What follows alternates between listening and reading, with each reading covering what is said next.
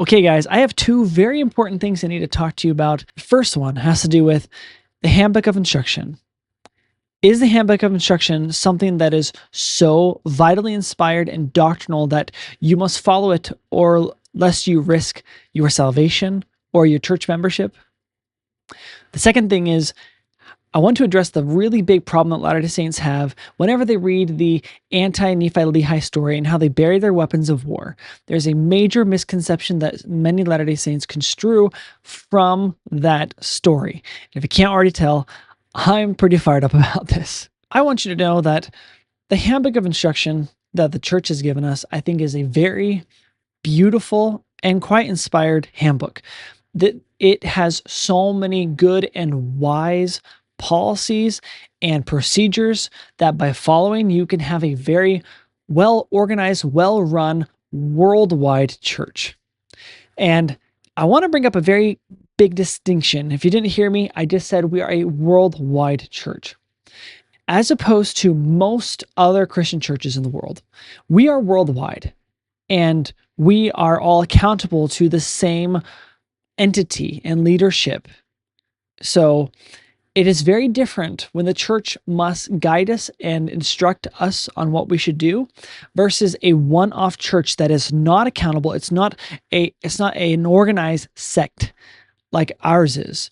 So a Baptist church on this corner is not the same as the Baptist church on the opposite corner in the exact same town. These other churches, they worship Christ, yes, but they are all under the individual guidance of their own personal pastor.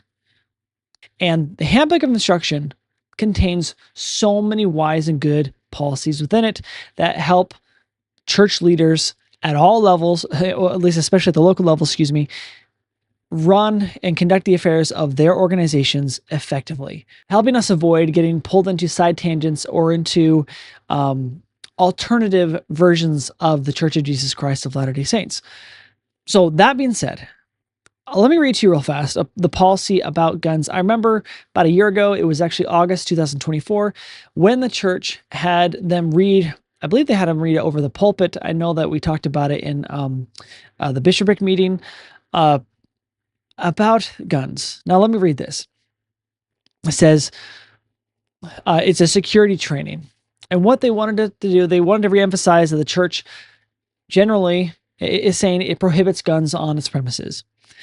And if you're like me, you probably cringed when you read some of the things they said, like responding to an armed intruder. And here's it says, responding to an active shooter. If an active shooter enters church property, all present should do one of the following: run, hide, or fight.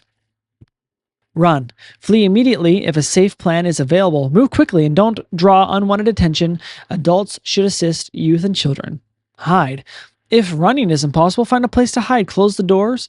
Barricade them if possible. Turn out lights. Stay quiet. Silence cell phones. Stay on the floor. Fight. As a last resort, if running or hiding isn't an option, fight with any available weapons. If others are present, attack the assailant in unison.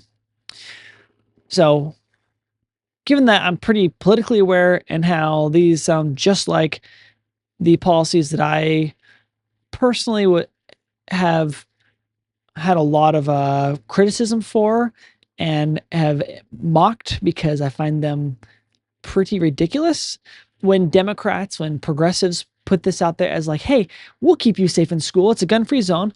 Now just run, hide, or fight. But you can't really fight because you don't have a weapon. When this came out, it was really hard to suppress those thoughts and feelings, but as you saw in my previous episode, I told myself, well, maybe I should just believe this is truly inspired and the Lord will just protect us as long as we follow it. No gunman will come to us. It'll be one of those miracles. Like I said, that's a very typical way, a Latter-day Saint way of thinking. And there's two things I need to say else about this. First is, it's important for the church to have a policy, especially a no-gun policy, because like I said, we are not a one-off organization or one-off congregation. We are a worldwide network of congregations. So the church can be in a lot of legal trouble that can seriously affect the church's ability to preach the gospel, to help nourish members worldwide without a ton of government interference. The church would have a lot of trouble doing that if they were very open about letting people just carry guns and someone accidentally gets shot in church, right? They need to be able to be absolved of all responsibility of what members might do in the church that is not good or decent or unwise. So knowing that and understanding that there are things inside the manual, though I said it contains a lot of inspired and good things. Too often, members look at the handbook and we basically treat it like doctrine. And this kind of goes along with a joke, right? Where they say that Catholics are told the Pope is infallible and the Catholics don't believe it, but the Mormons are told that the prophet is fallible and they don't believe it. It's kind of like that, where we look at the handbook and we go, oh, like they treat it like it's doctrinal. Let me just point out that you are not going to go to hell. You are not going to be kicked out of God's kingdom and lose your salvation if you don't follow the handbook of instruction perfectly or well, or if you have conflicts with it. Understand that this is not the doctrine of Christ. This is not the doctrine of the church. These are policies that help us regulate the affairs of the church. Therefore, we can more easily focus on the doctrine in our worship services, in our actions, in our interactions together. If you are feeling angry at the brethren or you mistrusting of them, stop it. These are men of God, and their primary focus is to lead God's church, Christ's church, properly so that we can know how to live like him. And all these ancillary things regarding the network of the church and regulating those affairs are totally secondary. Use discernment, make your own decisions to be wise and to protect yourself. And that's all I can say about that for now. So here's the second thing I need to talk to you about because it is driving me up a wall. It has for years. And I didn't realize this was a problem until, I don't know, more than 10 years ago. I remember having a conversation with my friend and it actually escalated into, or not escalated, there were other conversations with other individuals around this time period because there was mass shootings going on. And it was brought up that, you know, we really shouldn't have to have weapons. We shouldn't carry weapons. Don't you remember the Lamanite converts who joined the church, the Anti-Nephi-Lehies, and how they buried their weapons of war? We need to be like that. And that was brought up again in the comments section of one of my last videos. And here is what we get totally wrong about that. The converts, the Lamanites there, they were a murderous people. They had traditions, habits, and a sinful past that was enveloped in this way of living, in killing, in taking pleasure from being violent. They recounted all of that. They threw it all away. They threw that way of living away and came unto Christ. And then they had this terrible predicament where people were willing to kill them. And they knew that they were very, very tempted to take up a sword purely for a righteous reason. However, their leader knew that that could spiral them back into the primitive way that they were before. So they decided to bury their weapons of war. So how about we take a moment real fast and actually jump into the scriptures to dispel all doubts about the righteousness of using weapons for defense versus the righteousness of the Anti-Nephi-Lehies for burying their weapons. What we have here is that because the slaughter amongst the Anti-Nephi-Lehies is so great, and it's going to continue to happen until they are wiped out, the Nephites take pity on them. It says in Alma chapter 43, verse 11, it says, "Yea, and they also knew the extreme hatred of the Lamanites towards their brethren, so the Anti-Nephi-Lehies, that they would not take up arms, yea, they had entered into a covenant that they would not break it." Verse 12, "And the Nephites would not suffer that they should be destroyed, therefore they gave them lands for their inheritance." So in other words, the Nephites said, I am willing to now take the burden upon myself to protect you, to let you come into my land, because I know that you can't defend yourself because of your covenant. That's a very beautiful and Christ-like thing to do, isn't it?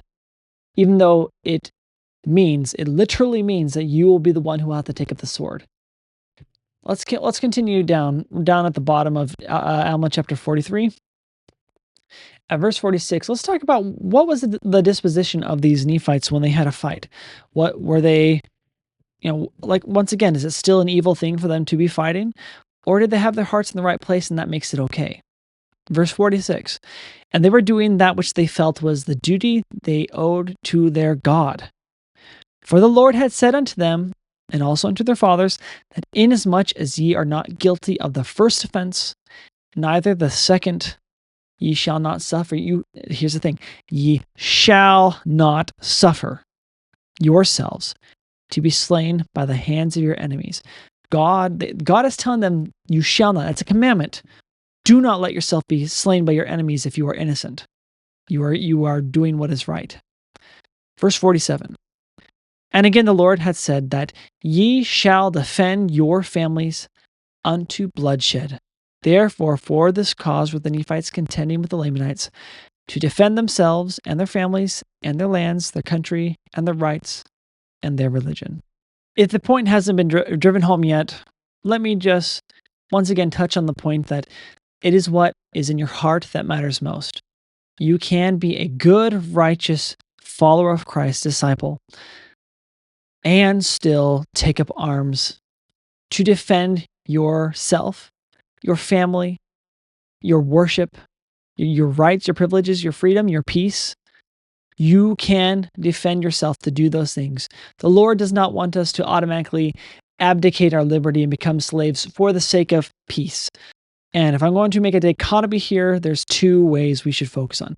Either we can achieve peace through tyranny. We bow ourselves to tyranny and just say, hey, it's better to get along and be subservient than to deal with the turmoil and conflict that comes with having liberty.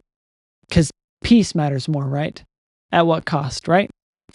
Because the other cost for peace on the other side of this dichotomy is that you are willing to fight, to contend, not have contention in your heart, to contend, to lay a defense for your rights, for good and righteous things, even if it means hardship. That way you can have peace. Sometimes just the willingness alone achieves peace, right? It's kind of like the concept that like the founding fathers understood, that if you are strong and armed and ready, that you prevent your enemies from being so excited about attacking you. They're actually reluctant to because you're ready for them. The Lord, that's actually a very righteous principle, and the Lord would have us be similar. So in Alma chapter 48, let's just talk about the heart thing. Because it says that notwithstanding their peace amongst themselves, meaning the Nephites, they were compelled reluctantly to contend with their brethren, the Lamanites. Think about it.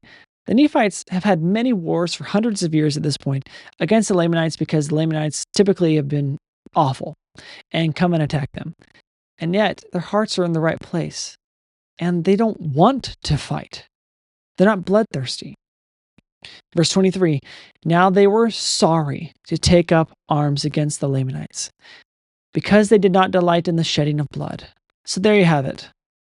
There's not really a conundrum here. Follow the prophet, follow the brethren, be faithful, keep your covenants. Don't allow Satan to put enmity in your heart between you and the church, between you and church leadership. Expand your mind, allow the Spirit to speak peace to you if this is causing a lot of turmoil for yourself. Guys, and I just have to say one last thing here is thank you so much for all of your interactions and all of your support. Please share this video with someone that you think could benefit from this. The more you share, the more good we can do with this channel. And I know that you guys are good people. So thank you so much for all your support. Live free until next time.